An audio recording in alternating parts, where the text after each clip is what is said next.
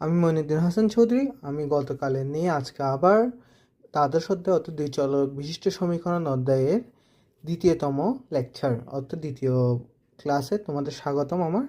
এখানে আমি আজকে আলোচনা করব প্রতিস্থাপন পদ্ধতি। আজকের আলোচনা থেকে তুমি যে কোনো রকমের প্রতিস্থাপনের অঙ্ক ইজিলি করে ফেলতে পারবা। আজকে আমি প্রতিস্থাপন পদ্ধতি আসলে কীরকম তা নিয়ে আলোচনা করব।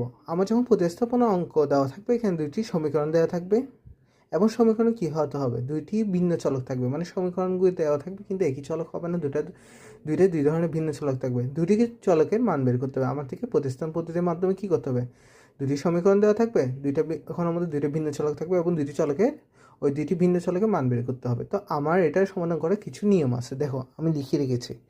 দেখো, প্রথমে সমীকরণগুলোকে 1, 2 দ্বারা চিহ্নিত করতে হবে এবং 1 নং সমীকরণের যে কোনো একটি চলকের মান একটি অধীন চলক সহ বের করতে হবে। মানে কি, একটা চলকের মান বের করবো, যেমন করে এক্স আর ওয়াই দেওয়া থাকলে এক্স এর মান বের করবো, কিন্তু ওয়াই এর মান বসালে তখন এক্স এর মান পাবো। এরকম করে একটা সমীকরণ বের করতে হবে। যখন আমরা অঙ্কটা করবো তখন বুঝতে পারবা। প্রাপ্ত সমীকরণকে আমি 3 নং হিসেবে চিহ্নিত করতে হবে এবং এই 3 নং সমীকরণ অর্থাৎ এক্স এর মান যদি বের করি তাহলে এক্স এর মান, ওয়াই এর মান বের করলে ওয়াই এর মান, ঠিক আছে। এক্স এর মান ধরলাম, প্রাপ্ত চলকের মান 2 নঙে বসাতে হবে।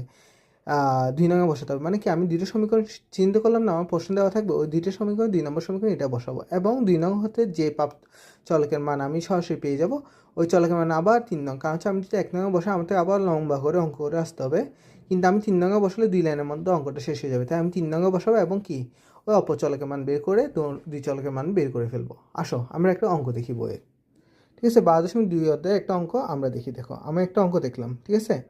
অঙ্কটা হচ্ছে